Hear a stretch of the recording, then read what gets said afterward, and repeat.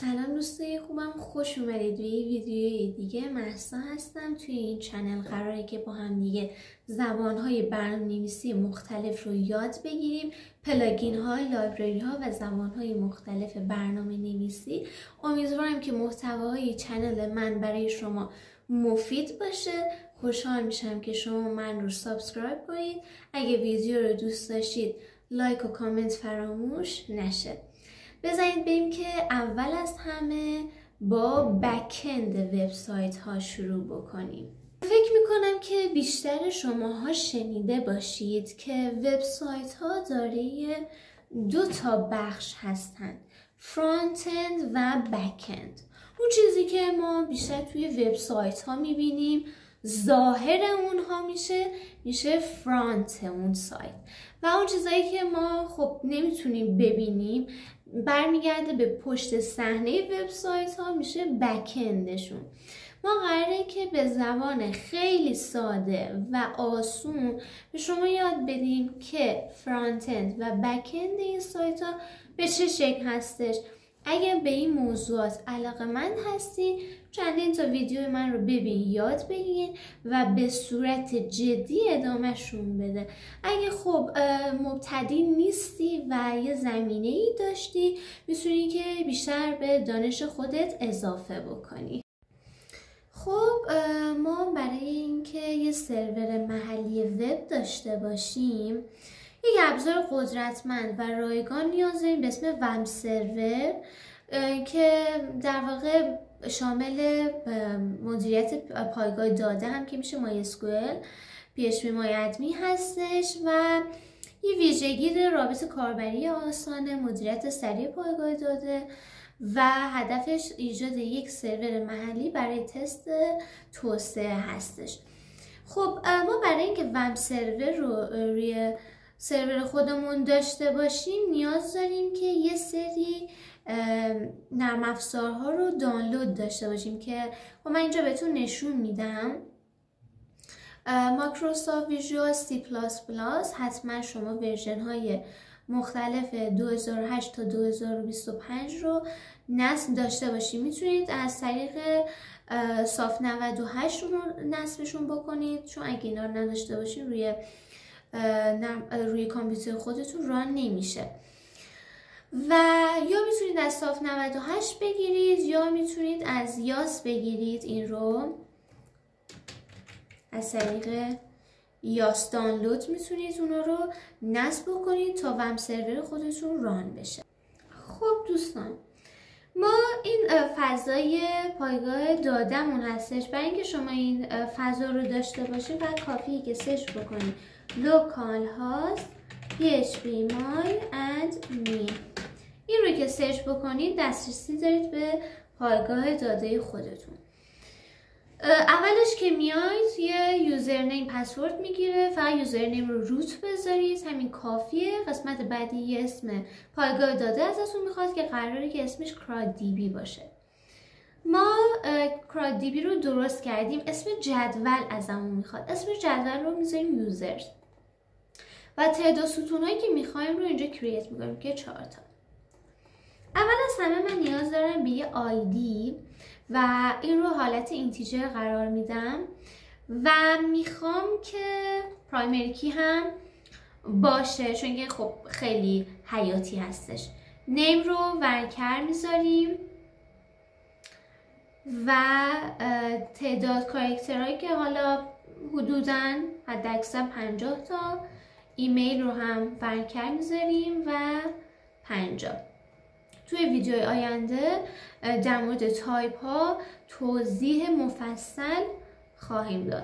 دکمه سیو رو اینجا میزنیم و میبینیم که آیدی، نیم، ایمیل ما ساخته شد. خب حالا میخوایم که بریم از کاربر نیم و ایمیلش رو بگیریم و وقتی که اون دکمه اد رو میزنه بیاد به صورت داینامیک وارد دیتابیس ما ذخیره بشه و وقتی که از طریق فرم ما دکمه ویرایش رو میزنیم که کاربر ویرایش میکنه از همینجا هم به صورت داینامیک ویرایش بشه یا همینطور برای حذف کردن هم همینطور اونجوری که حذف میشه داخل پایگاه داده ما هم داینامیک حذف بشه. خب ما بریم که شروع کنیم کد زدن رو، دیگه وقت رو اتلاف نکنیم. خب توی این محیطی که من دارم کد میزنم ادیتور PHP Storm هستش. خب ادیتورهای مختلفی هستن که شما میتونید توی اون محیط کد بزنید، مثل VS Code یا برکت، اما خب بستگی به این داره که شما توی کدوم محیط راحت تر میتونید کد بزنید، که خب من از این محیط راضی هستم، از PHP Storm. ولی در انتخاب زبانهای برنامه نویسی خیلی باید محتاطانه رفتار بکنید که اون زبانهای برنامه‌نویسی که ترند بازار هستن رو برید یاد بگیرید. اما خب برای ادیتورها فرقی نمی‌کنه. و UXی که من استفاده میخوام بکنم از بوتسترپ 5 هستش. حالا شما اگه بخواید میتونید که CSS رو دستی بزنید یا از همین فریمورک ها استفاده بکنید. خب من به بادی یک کلاس کانتینر میدیم empty5، یه اچوان یه متنی رو قرار میدیم.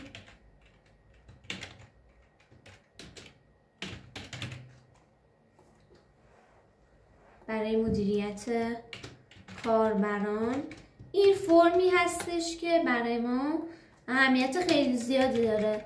اکشنی که میگیره، یعنی اون صفحه‌ای که منتقل میکنه ما رو، باید حتما اینزرت باشه. یک فایلی به اسم insert.php رو هم پس درست میکنید. متدی که میذارید حتما پست. حالا توی ویدیوهای آینده توضیح خواهیم داد که فرق بین متد پست و گت چی هستش. کلاس MB3 داخل این اینپوت تایپ تکست، چون که قراره نام بگیریم، و یک نیم. این اسمی که میدید خیلی اهمیت داره. کلاس فرم کنترل یک پلیس هولدر نیاز داریم که میگیم your name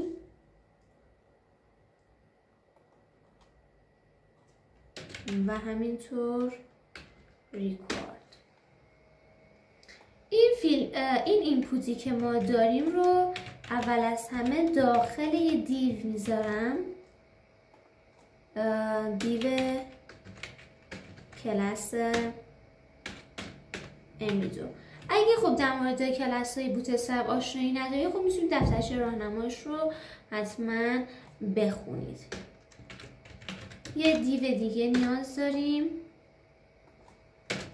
کلاس MB2.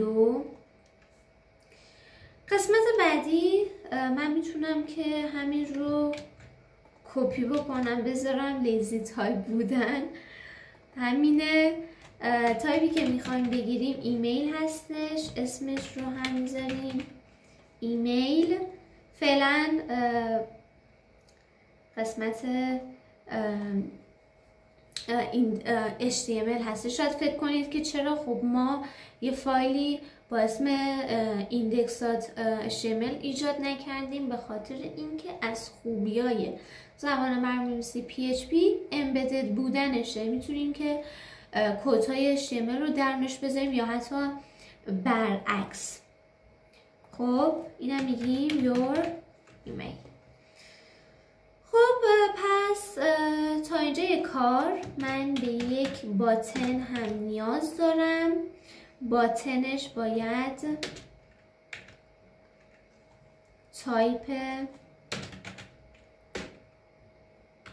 سابمیت باشه و توی این قسمت میدیم add user، یعنی که این کلیک میشه یوزر ما اد میشه.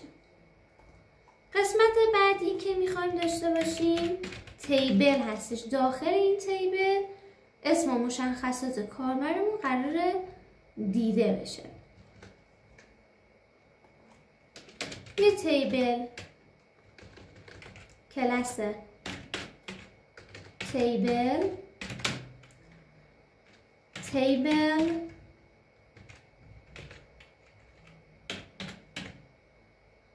بوردر.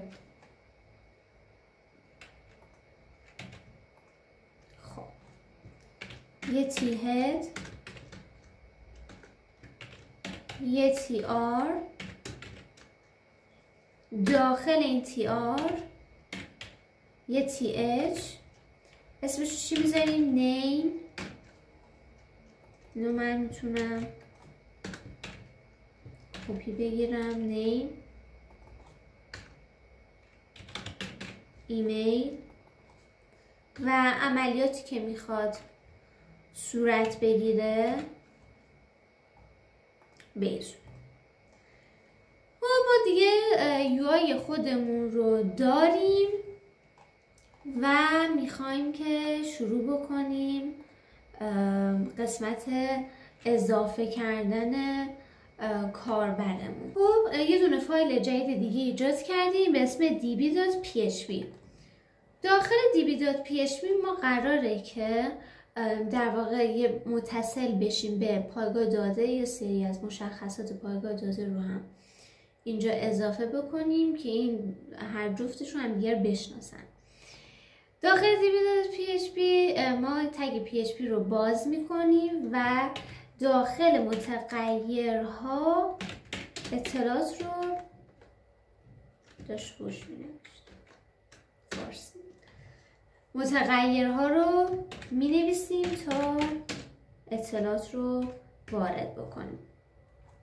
خب اونجایی که ما وارد شدیم سمت سرور لوکال هاست بود و یکی هم داشتیم به اسم db name به اسم چی؟ crud db. اسمش چی مونه؟ اسم در واقع دیتابیسمون هستش.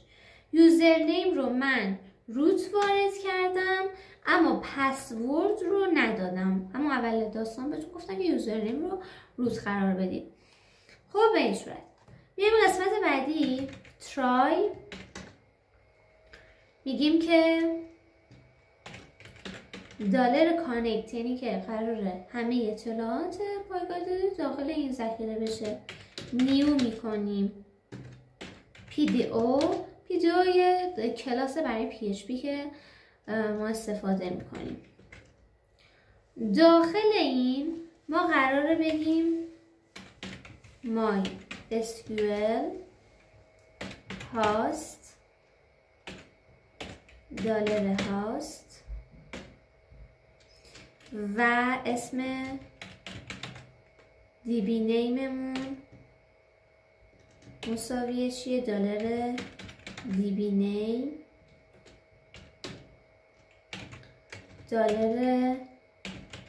$username و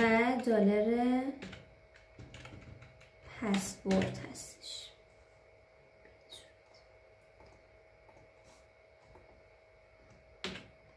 خب پس اینجا شناسایی این دوتا با هم انجام شد. من فقط سافت رپ رو فعال کنم که اینها زیر هم دیگه بشینن به این صورت.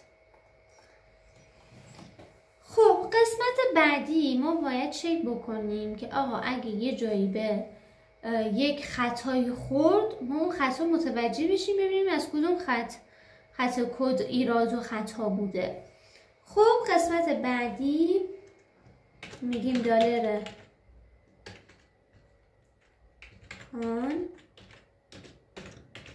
یه ست اتریبیوت میکنیم پیدیو اتریبیوت ارور مود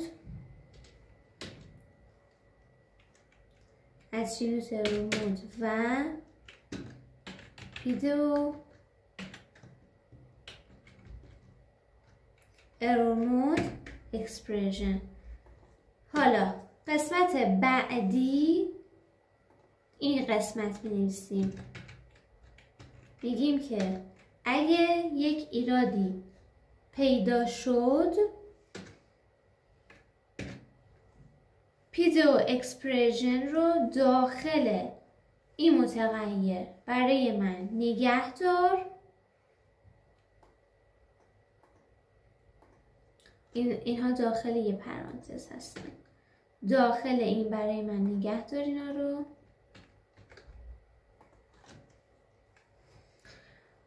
و میگیم که اگه این مشکل پیدا شد داخل این نگه داشتی، همونجا از دای استفاده می‌کنیم. مرگ کامل دیگه همونجا همه چیز ثابت میشه. میگیم که کانکشنمون قطع شد و اون پیام که مشکل داشته رو به من بگو که بفهمم از کدوم خط مشکل داشته تا اون رو برطرف کنیم و اینجا در واقع اتصال قطع میشه. خب حالا یه فایل جدیدی رو من ایجاد کردم به اسم insert.php. اون اطلاعاتی که کاربر داره وارد میکنه به صورت داینامیک و خودکار وارد پایگاه داده بشه و هیچ لزومی هم نداره که شما انقدر فایل جدید ایجاد بکنید. اما برای اینکه کدمون ساده باشه جلوگیری بشه از سرزربابی شما ما این کار کردیم. خب داخل این من یه PHP باز کردم، اینکلود کردم که وصل بشه به db.php. قسمت بعدی میگیم if حتما این $server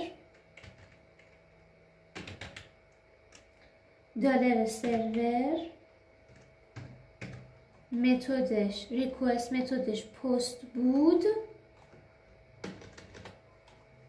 حالا میگیم چی بشه. میگیم که یه متغیری داریم به اسم name، پس میشه چی؟ $post name. چیشو میگیریم؟ $name post name. اون مشخصاتی که میخوایم بگیریم رو اینجا دوباره تعریف میکنیم. اگه فون داشتیم فون میگیم، اما خب فعلا که نداریم. یه متغیری باز میکنم stmt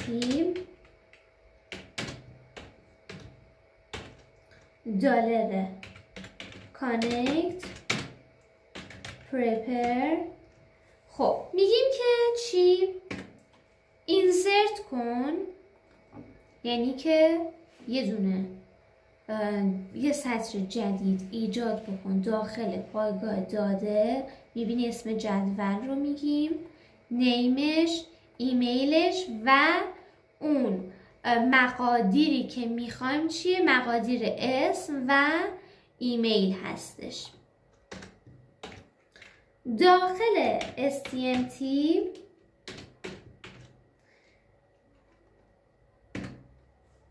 من میگم که name دوباره name. حالا چی میگیم؟ میگیم ایمیل. بعد از این مرحله ما execute میکنیم. یعنی چی دیگه؟ مرحله به اصطلاح جنریت کردنش. قسمت بعدی میگیم header.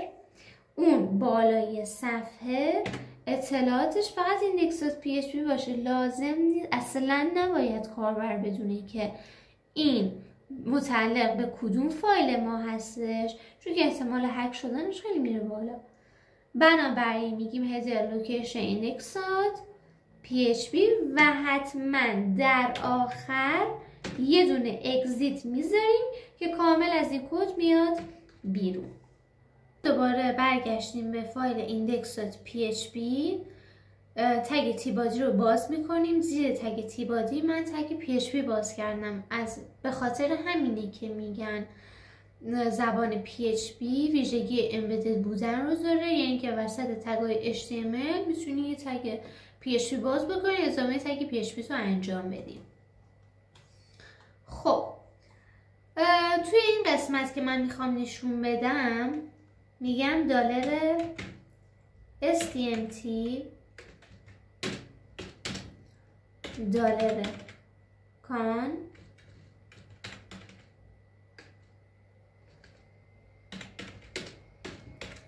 کوئری. حالا میگم select کن from users، از اون جدول سلکتش کن و برای نشون دادنش حتما باید فچ بشه. حالا برای چاپ کردنش میگیم اکو کن.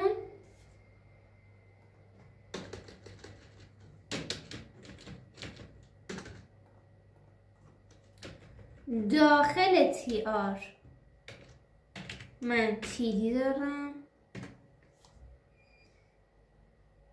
میتونید به این حالت بنویسید، اما خب من میخوام به یه حالت دیگه ای بنویسم. میگم دلار رو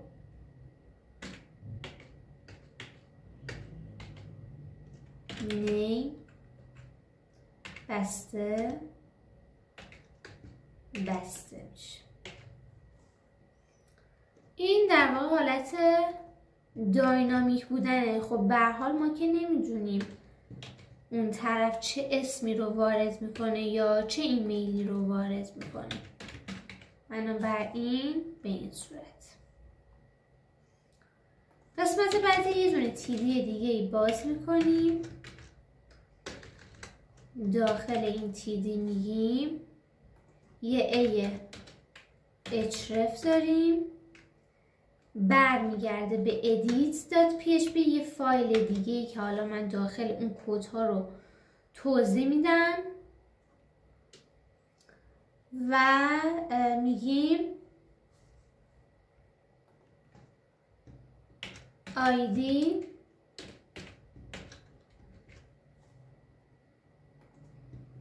دلار رو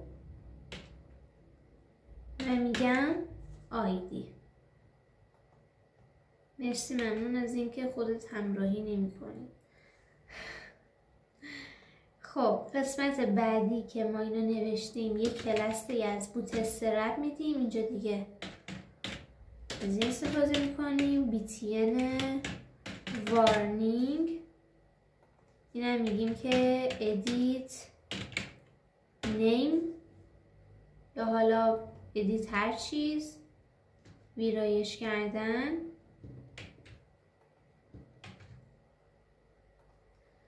حالا رو آیدی btn وارنینگی که اونجا بود و میگیم btn danger و میگیم که حذف کردنش. به این صورت دیگه ببینیم که چک کردیم. تیدی به این صورت. بریم خروجی رو هم ببینیم.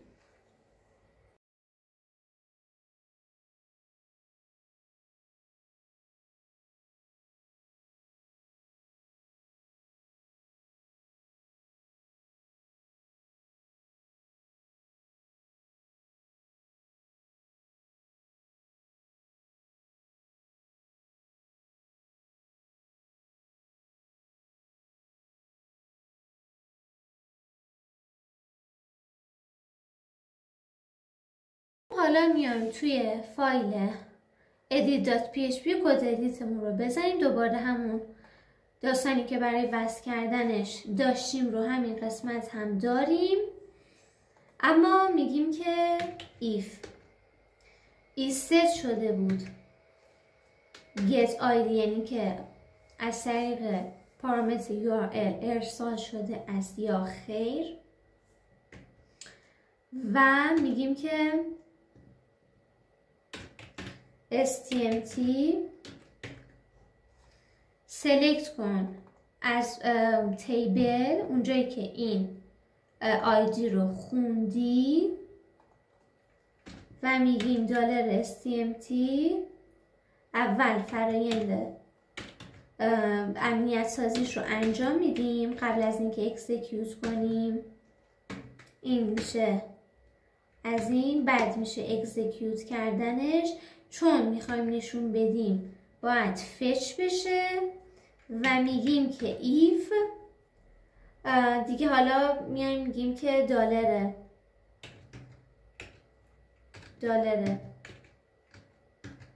پست دلار سرور ریکوست متدش پست بود، میگیم که حالا اون ورودی ها رو من بهت میدم، میگیم نیمش، ایمیلش و قسمت بعدی STMT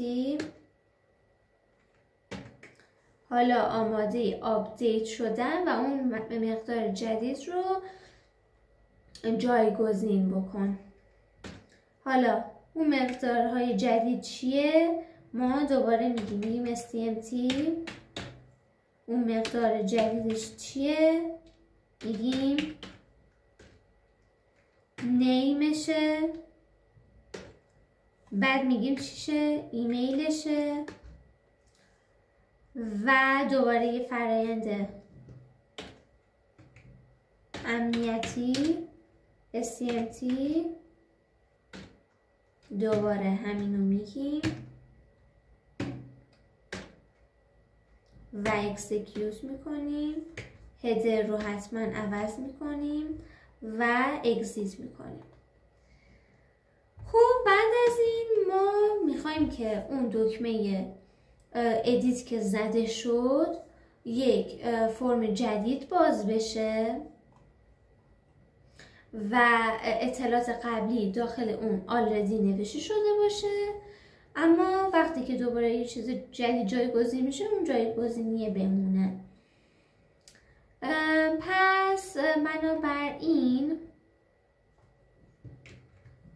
من کد HTML رو میارم، تگ HTML رو هم میبندم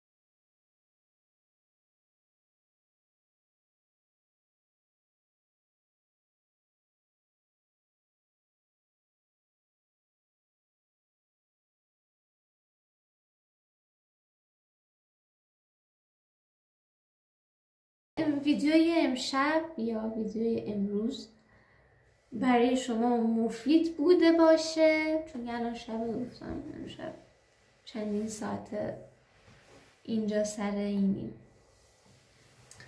و یادتون نره که حتما حمایت بکنید. برای این فیلم زمان زیادی گذاشته شده.